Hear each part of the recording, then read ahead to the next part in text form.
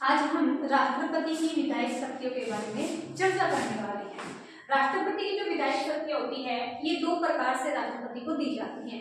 एक तो संसद के अंग के रूप में होने के कारण और दूसरा अध्यादेश जारी करने का जो राष्ट्रपति का अधिकार होता है उससे, यानी कि संसद के अंग के रूप में संसद का वर्णन आर्टिकल 79 में दिया हुआ है। और संसद का कैसे होगा, क्योंकि संसद 3 चीजों से मिलकर बनी होती है, राष्ट्रपति, लोकसभा और राज्यसभा, जिनका उल्लेख हम कर चुके हैं। जैसे राष्ट्रपति लोकसभा आर्टिकल 81 और राज्यसभा आर्टिकल 80 में इनका उल्लेख है। उसके बाद अध्यादेश जारी करने की जो शक्ति होती है ये राष्ट्रपति की होती है आर्टिकल 123 के तहत, और आर्टिकल 213 के तहत राज्यपाल एक अध्यादेश जारी कर सकता है।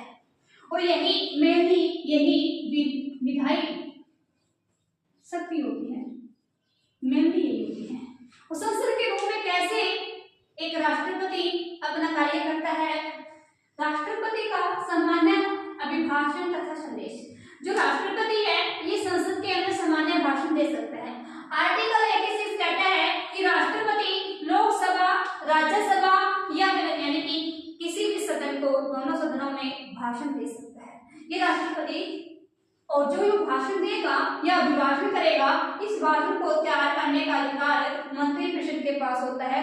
यानी कि राष्ट्रपति जो भी किसी भी सदन में, निम्न सदन, उच्च सदन या दोनों सदनों में कोई भी भाषण देगा, उस भाषण को मंत्रिपरिषद के द्वारा तैयार किया जाता है और मंत्रिपरिषद के कहने पर ही भाषण राष्ट्रपति देता है।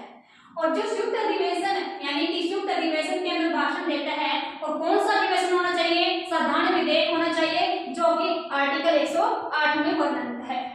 आर्टिकल 86 के तहत ही राष्ट्रपति संदेश भेज सकता है, किसको, संसद को संदेश भेज सकता है राज्यसभा या लोकसभा में, जब कोई विधेयक लंबित पड़ा हो, उस पर किसी प्रकार की कार्यवाही न की हो। नेक्स्ट है विशेष, ये था सामान्य भाषण। ध्यान रखना, आर्टिकल 86 में सामान्य भाषण की बात की गई, लेकिन राष्ट्रपति एक विशेष भाषण भी तैयार करता है, भाषण देता है आर्टिकल 87 के तहत। यानी कि राष्ट्रपति का विशेष भाषण या अभिभाषण कब दिया जाता है, जब लोकसभा के चुनाव के बाद प्रथम स्तर, जो 3 प्रकार के सत्र होते हैं, लोकसभा जो नई लोकसभा चुनकर आती है, जब भी उसका प्रथम सत्र होगा, उसमें जो राष्ट्रपति है वो भाषण करेंगे। पहला सत्र वैसे भी मेनली बजट सत्र होता है। 3 प्रकार के सत्र होते हैं, एक बजट स्तर, दूसरा मानसून स्तर और तीसरा शीतकालीन स्तर। ये 3 प्रकार के होते हैं। सेकंड, ये प्रत्येक वर्ष के प्रथम सत्र में देगा, यानी कि प्रत्येक वर्ष का पहला स्तर कौन सा होता है, बजट स्तर होता है। इसमें भी राष्ट्रपति संबोधित करता है सदनों को। आर्टिकल 85 में कहता है कि राष्ट्रपति संसद के स्तर को आहूत कर सकता है। जब कोई सदन ना चल रहा हो और राष्ट्रपति को लगे कि कोई कानून बनाना है, तो राष्ट्रपति किसी भी सत्र को बुला सकता है या किसी भी सदन को बुला सकता है। लोकसभा को भी, राज्यसभा को या दोनों को, कौन से को भी बुला सकता है। उसके बाद सदन आवासन कर सकता है या कोई कानून ना बनाना हो, और यदि राष्ट्रपति को लगे कि समय बहुत ज्यादा हो गया है, तो 2 सत्रों के बीच का 6 माह से ज्यादा का समय नहीं होना चाहिए। और यदि हो गया है या होने वाला है, या राष्ट्रपति को लगे कि समय 2 सत्रों के बीच का समय काफी हो गया है, तब भी राष्ट्रपति सत्र बुला सकता है। सत्र बुलाने की, सत्र को स्थगन करने की, यानी कि कुछ दिन के लिए या कुछ घंटों के लिए उसको स्थगित करने की, या फिर सत्राभाषण करने की, यानी कि पूरी तरह सत्र को समाप्त करने की शक्ति भी राष्ट्रपति के पास होती है। बाकायदा राष्ट्रपति अपनी इच्छा से नहीं, मंत्रिपरिषद की सलाह पर ये करता है। इसके साथ ही राष्ट्रपति लोकसभा को भंग कर सकता है। ये तीनों की तीनों शक्तियां आर्टिकल 85 में राष्ट्रपति को दी जाती है। और ध्यान रखना, भारत में 2 सत्रों के बीच का जो सत्रावकाश है ये 6 माह से अधिक नहीं होना चाहिए। वैसे भी नहीं होता, क्योंकि 3 बार हमारे 3 प्रकार के सत्र हैं और 6 माह से पहले सत्र आयोजित करवाया जाता है। राष्ट्रपति राज्यसभा तथा लोकसभा के सदस्यों को मनोनीत करता है। राष्ट्रपति लोकसभा और राज्यसभा के सदस्यों को मनोनीत करता है। और राष्ट्रपति आर्टिकल 331 के तहत राष्ट्रपति को यदि लगे कि लोकसभा में एंग्लो इंडियन जो समुदाय है इसका प्रतिनिधित्व नहीं है, तो राष्ट्रपति 2 एंग्लो इंडियन इंडियन को के सदस्य को मनोनीत कर सकता है। और एंग्लो इंडियन क्या होता है? एंग्लो इंडियन की परिभाषा आर्टिकल 366 में दी गई है। और एंग्लो इंडियन कब होगा? जब पिता तो यूरोपीय, ध्यान रखना विदेशी नहीं लिखोगे, यूरोपीय, सिर्फ यूरोप का होना चाहिए, और माता भारतीय हो तब जाके वो एंग्लो इंडियन होता है। यदि पिता भारतीय है और माता यूरोपीय है तो वो भारतीय नागरिक होता है।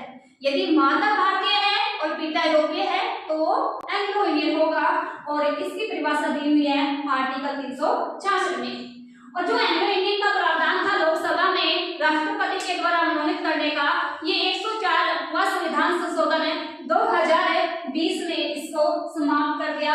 यानी कि जो राष्ट्रपति 2 एंग्लो इंडियन को आरक्षण देते थे सीट में, लोकसभा की सीटों में, वो समाप्त कर दिया गया। उसके बाद है आर्टिकल 80। आर्टिकल 80 के तहत राष्ट्रपति राज्यसभा में 12 सदस्यों को मनोनीत करता है। वो 12 सदस्य कौन होंगे? वो अलग अलग क्षेत्रों से निपुणता हासिल किए हुए आ सकते हैं, जिन्होंने अपने क्षेत्र में कोई विशिष्ट सेवा या कार्य किया हो। उसमें 4 क्षेत्रों का वर्णन है, जिसमें कला, साहित्य, विज्ञान और समाज सेवा। 4 क्षेत्र कौन से हैं? कला, साहित्य, विज्ञान और समाज सेवा। और खेल को भी कला के रूप में जोड़ा गया, जिसमें सचिन तेंदुलकर को राज्यसभा का सदस्य भी बनाया गया था। उसके बाद आता है आर्टिकल 108, जिसमें राष्ट्रपति के यदि कोई विधेयक पर मतभेद हुआ है संसद के दोनों सदनों के बीच, तो राष्ट्रपति उनमें दोनों सदनों को बुला सकता है। कब? जब किसी साधारण विधेयक पर दोनों सदनों के बीच में मतभेद हो। विधि निर्माण, और उसके बाद ही विधि निर्माण में राष्ट्रपति की भूमिका रहती है। क्या भूमिका रहती है? जो भी विधेयक होता है, विधेयक पहले एक सदन में पारित होगा, उसके बाद दूसरे सदन में पारित होने के लिए जाएगा। यानी कि लोकसभा और राज्यसभा इन दोनों में पारित होने के बाद जब विधेयक राष्ट्रपति के पास जाएगा और राष्ट्रपति जब उसको साइन करते हैं तब जाके वो कानून बनते हैं। तब तक राष्ट्रपति साइन नहीं करेगा, तब तक कोई भी विधेयक कानून नहीं बन सकता। राष्ट्रपति की विधायक शक्तियों में राष्ट्रपति की विधेयक स्वीकृति से संबंधित शक्तियां, यानी कि राष्ट्रपति की जो विधेयक संबंधी शक्तियां हैं वो कौन कौन सी है जो विधायी शक्तियों में आती है। आर्टिकल 111 कहता है कि राष्ट्रपति कोई भी बिल आता है तो उस बिल से संबंधित कुछ शक्तियां रखता है। जैसे वो बिल को स्वीकार कर सकता है या फिर अस्वीकार कर सकता है। अस्वीकार में ये है कि राष्ट्रपति की जो वीटो पावर होती है उसका प्रयोग करके वो उसके पास संरक्षित रख सकता है। थर्ड है पुनर्विचार के लिए वापस करना, और कोई भी विधेयक आता है तो संसद में वापस उस पर पुनर्विचार के लिए भेज सकता है। और ये पुनर्विचार यानी कि जो पुनर्विचार का कानून था, ये 44वां संविधान संशोधन से ये अधिकार दिया गया था, जो कि 1978 में हुआ।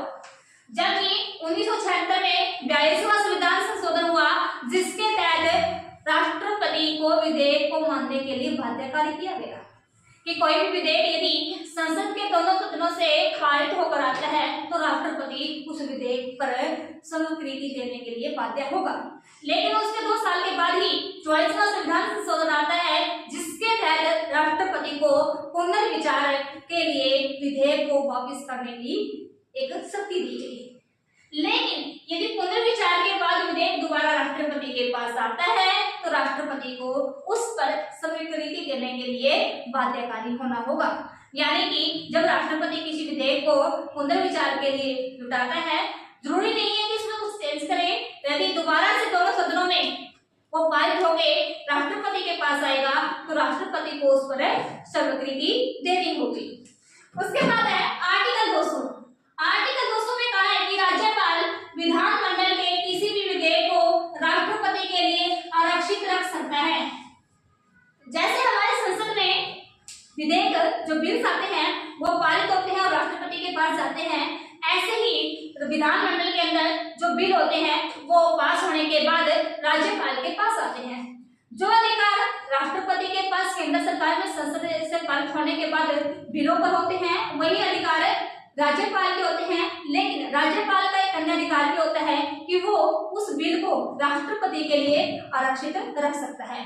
जब राष्ट्रपति के लिए आरक्षित रखेगा तो राष्ट्रपति के लिए आर्टिकल, ध्यान रखना 200 के तहत है कि आर्टिकल को जो भी आर्टिकल आएगा या विधेयक आएगा उस बिल को आरक्षित रख सकता है राष्ट्रपति के लिए, और राष्ट्रपति को इस विधेयक से संबंधित कुछ विकल्प हैं या शक्तियां हैं कि राष्ट्रपति उसे स्वीकार कर सकता है, अस्वीकार कर सकता है और वापस कर सकता है।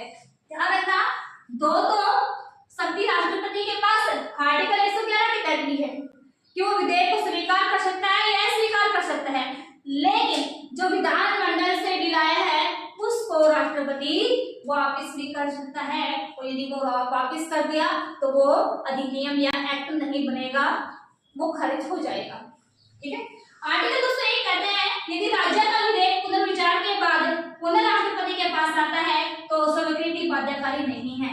आर्टिकल 201, जैसे कि राष्ट्रपति ने विधानमंडल में कोई बिल आया तो राज्यपाल ने उस बिल को राष्ट्रपति के लिए आरक्षित रख दिया, और राष्ट्रपति यदि इसको वापस करता है और वही बिल उन्हें विधानमंडल से पारित होकर आता है राष्ट्रपति के पास, तब भी राष्ट्रपति उस पर स्वीकृति देने के लिए बाध्यकारी नहीं है।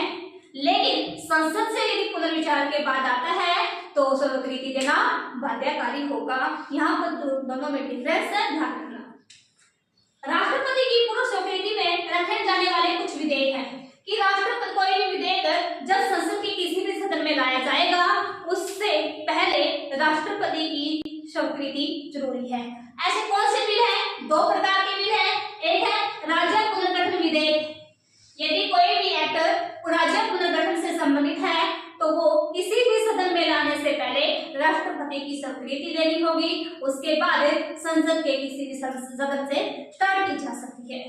ऐसे ही भारत की संसद विधि से खर्च वाले विधेयक, जैसे धन विधेयक हो गया, धन विधेयक में भी क्या होता है, यह संसद विधि से जिसमें भी खर्च होता है उससे संबंधित कोई विधेयक है तो उस पर भी राष्ट्रपति की पूर्व स्वीकृति आवश्यक होगी, और पूर्व स्वीकृति के बाद लोकसभा स्टार्टिंग होती है। धन विधेयक जो होता है ये लोकसभा से ही स्टार्ट की जाती है और दोनों सदनों से जब पारित होता है तो उसके बाद राष्ट्रपति के पास जाएगा, और ये राष्ट्रपति के लिए बाध्यकारी है कि दोबारा पुनर्विचार के लिए नहीं लौटा सकता। ध्यान रखना इन दोनों में राष्ट्रपति पुनः विचार के लिए